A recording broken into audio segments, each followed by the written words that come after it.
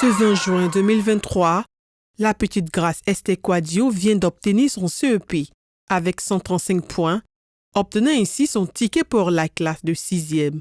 Cette joie, elle ne pourra pas la partager avec son père, puisque ce dernier a perdu la vie il y a quelques jours dans un accident de travail. Son épouse, Ama-Thérèse Kouadio, pense au poids des responsabilités qu'elle devra assumer pour l'avenir de ses 3 filles. Elle est inconsolable. Mes enfants n'ont plus de père et moi-même je n'ai plus de mari. C'est le mercredi 14 juin 2023 aux environs de 16h que l'accident se produit dans les locaux de l'entreprise Industrap. En cause, la chute d'un mur sur les travailleurs, causant la mort de 3 employés et 5 blessés.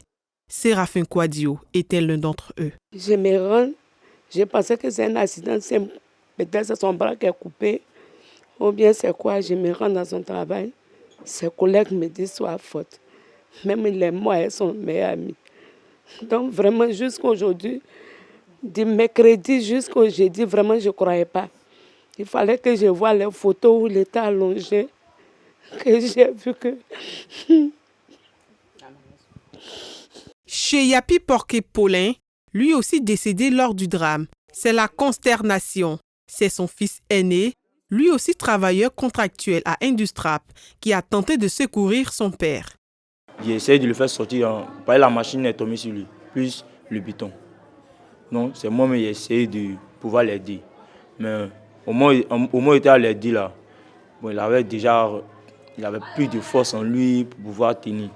Les parents des victimes, eux, inquiets de l'après, lancent un appel. C'est un père de famille. Il a 5 enfants. Il a une femme aussi. Et aussi la famille descendante. Donc, il faudrait que la famille et la société s'occupent des enfants. Il faudrait que la société vienne dédommager les frères. Il ne faudrait pas que l'affaire reste impunie. Contacter la direction des ressources humaines de Industrap a su prendre toutes les dispositions pour respecter les droits de ces travailleurs victimes de cet accident. Le bilan final de ce malheureux accident est de 3 morts et 5 blessés.